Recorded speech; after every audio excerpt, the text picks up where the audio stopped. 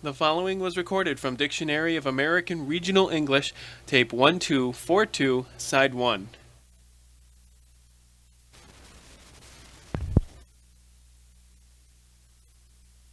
This is a recording of Mary made at Peebles, Adams County, Ohio, on April 5th, 1968 by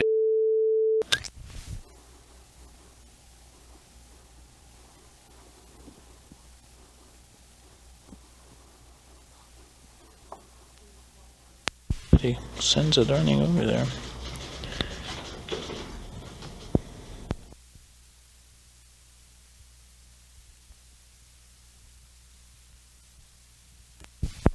anything you do will be good. The expression in it and so on, I'll not be able to do that because I'm not familiar enough with it. I think what you want is the way I pronounce the words, isn't that it? Right, I wouldn't read too much about dramatizing it. And you want the whole thing read through. Okay.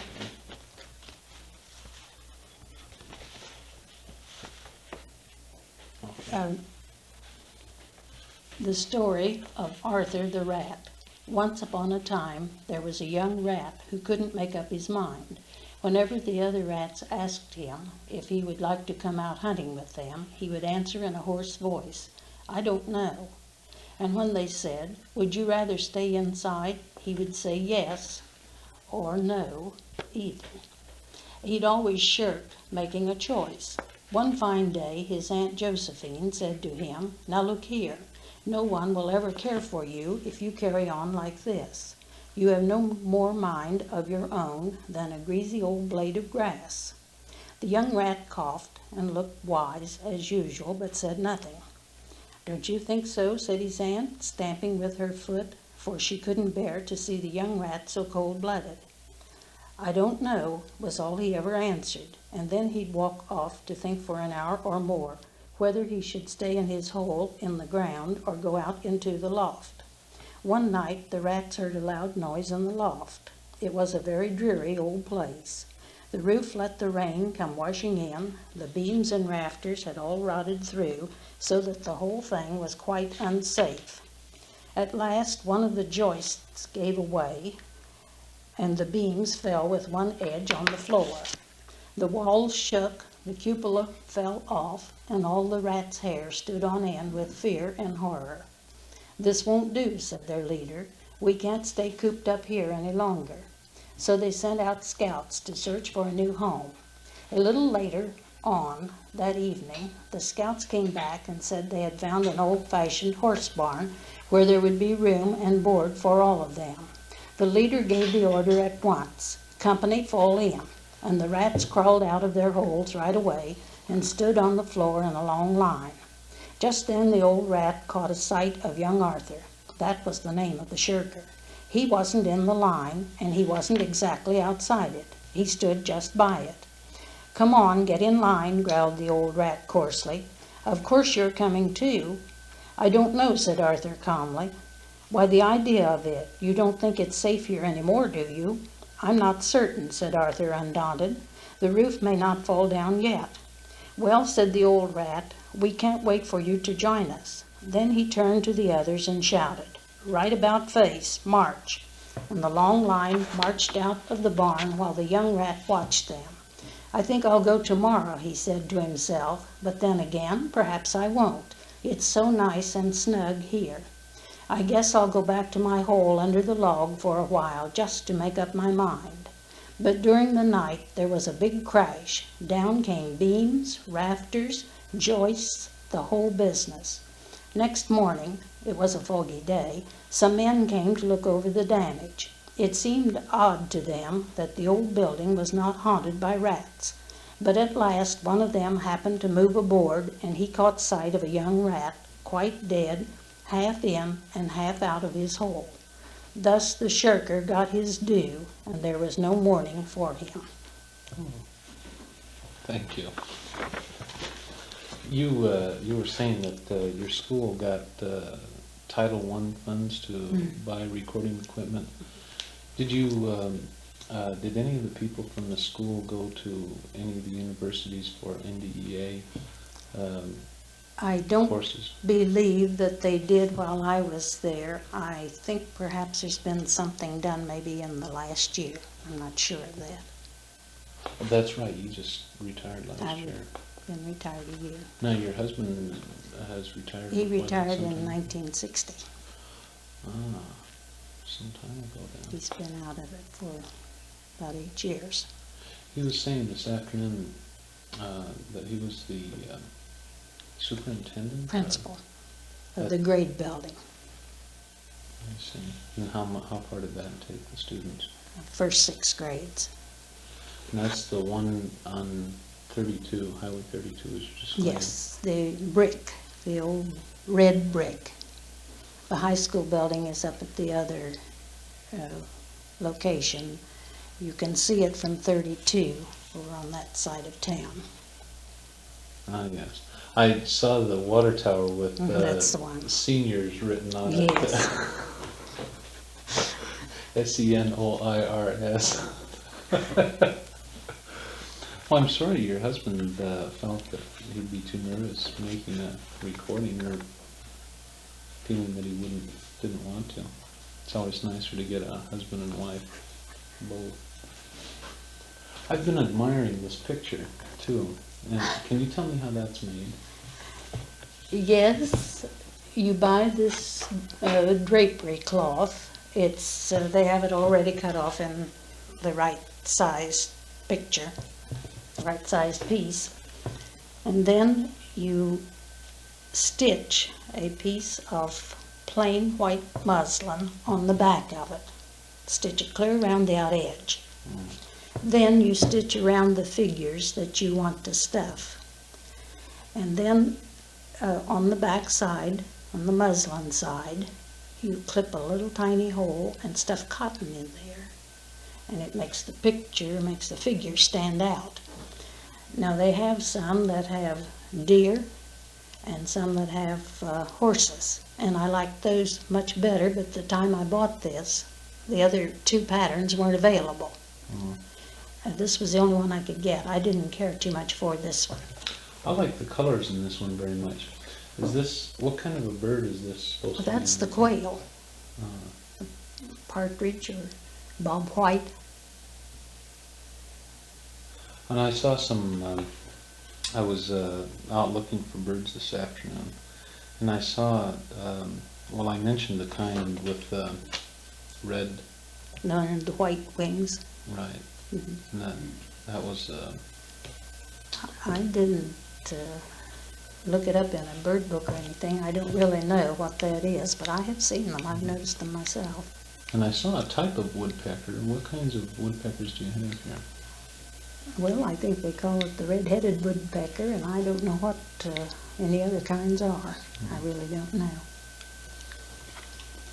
Well, the idea of this recording was to get 5 minutes of conversation or so after it's done. You say you retired last year. How long did you teach? I've taught 24 years, Oh, but I was off 17 years while my family was growing up. you mean you waited until your family grew up before you started teaching? I taught 3 years before we were married. Then I worked in the bank for about a year. And then my family came along. And in 1940 and 41, they were short of teachers, and I taught one country school, which I do not like. Mm. And in 1940, I did some substitute teaching from 1940 and 41 until 1947 when my daughter entered college. The superintendent came out here on Friday before school was to start on Monday and asked me if I would take one of the rooms. And I told him at the time that my grandmother lived with us. She at that time was 87 years old. And I said if she got sick, I simply would have to quit. She became ill in December, I think it was, early part of January, and died in January. And I offered to resign. He told me no, just go ahead and take off what time I had to have. And then come back when I felt that I could. Of course, we didn't know at the time how long she would be sick. She took pneumonia, and she'd never taken very much medicine. And as soon as she got really sick like that, she didn't last too long. She went very quickly then. That was probably best. 30-some years old. So then, that same year, our daughter had entered college. It was helped out much with the sending the daughter to school, and then we sent 2 boys to school since then. Oh. So we put 3 of them through college. The son who's coming tonight He graduated from Ohio State University in agriculture. Oh, he's the one that's the county agent, or No, agricultural. he works with Farm Bureau. Farm Bureau. That's it. Then where did your daughter go through school? She went to Wilmington. That's where we had gone to school. And well, I went to Ohio Wesleyan for 1 year, and then to Wilmington for the rest of my training. Neither of us ever graduated from college, but the 3 children have. Your husband was explaining to me how they used to issue teaching certificates. Can you explain that to me again?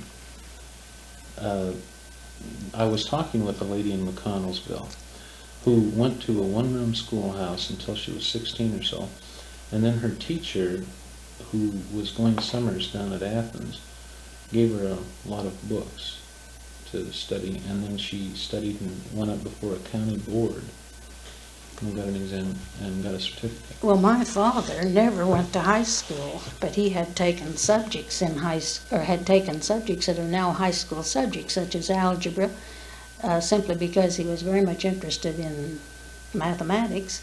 And then they used to stay in school until they were in their teens in the grade school, and he took the examination. I even have here some of his records, grades that he made and so on, and he passed the examination. They also went to what they called a normal school. They would go to several weeks in the summertime to a normal school, which was for teachers, to help prepare teachers for the examination and for teaching.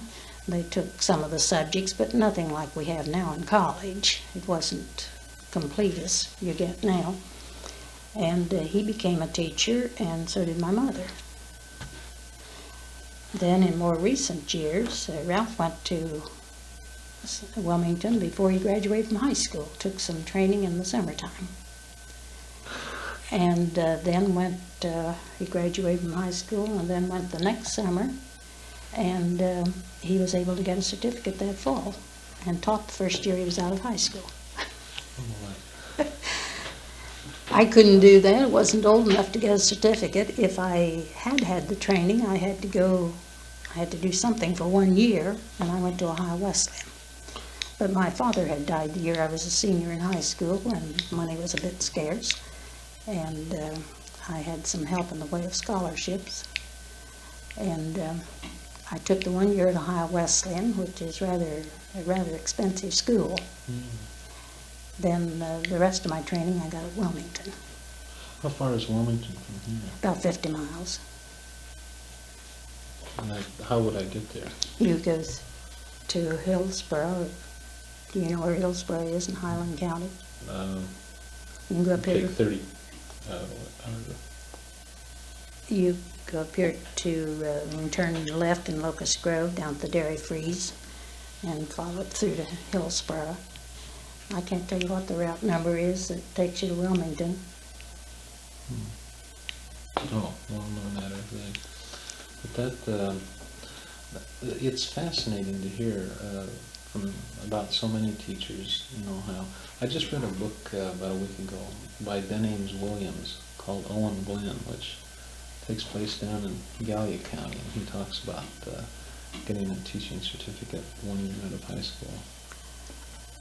I was never able to complete my college training. If I had it to do over again, and I could do it at a time when it didn't interfere with the family, I would have tried to get the other year of training, but it came so close to the time when I would be planning to retire anyway that it wasn't worth the financial effort that would be required. And besides that, so many of the requirements had changed till I would have to take many more hours than I had needed in the beginning. Do teachers now do they still take a county examination, or is it a state-wide? No, I don't think any examination is taken. I think when you get your credits from college, I think that qualifies you for a certificate. I know our daughter is teaching commercial subjects in Columbus, and she was issued her certificate with her at the time that she graduated from college. She had all the requirements necessary, and she was issued her certificate for teaching. And then after that, she went to Cuba and lived for 7 years. And her husband was killed down there. Is that why? Was he a guerrilla fighter or something? No, he was the son of the owner of a large plantation there, and he was killed by one of the workers. And she had a little daughter, 5 years old at the time, and they came back here, and the daughter was made a citizen, and she married again. The mother married again, and she's in Columbus now. Was this all before Castro started down The husband was killed in 1957.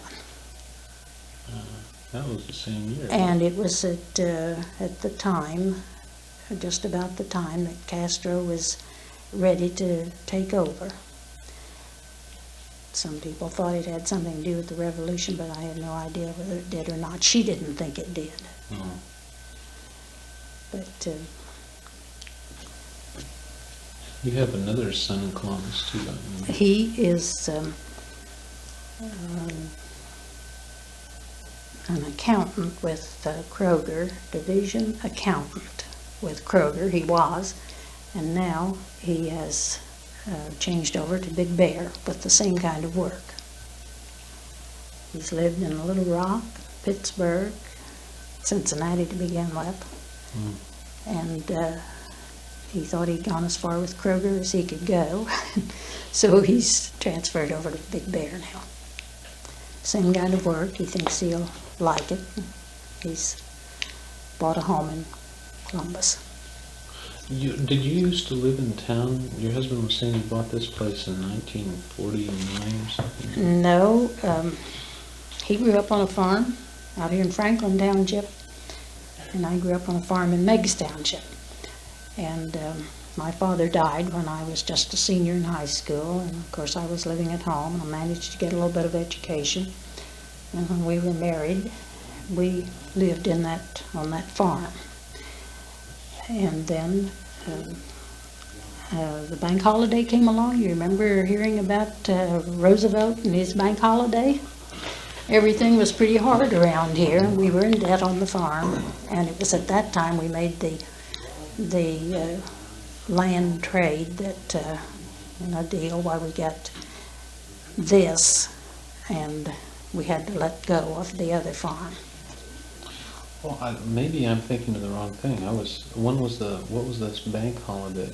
When Roosevelt became president, he closed all the banks, you remember, for a few days. No, I didn't. Well, he did. All right, John. I don't know. You leave here at 7 o'clock.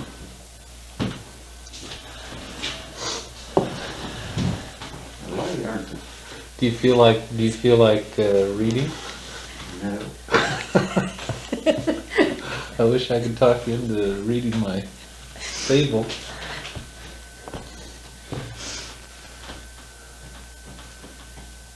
These banks were all closed for, I don't know, for several days.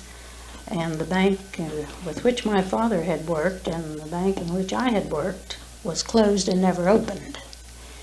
And one of the directors came out to see me and asked me if I would work in the bank during the liquidation. And I worked for about 1.5 years during the liquidation of the bank. It was a partnership, and all of the partners were liable for all they owned, and they paid out over 90%.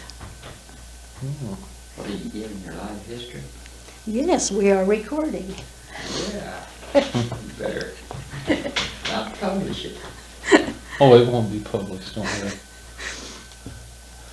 I'll tell you what though, if you were to read the story, then that'd be about the end of the tape. Keep on talking, you stand up.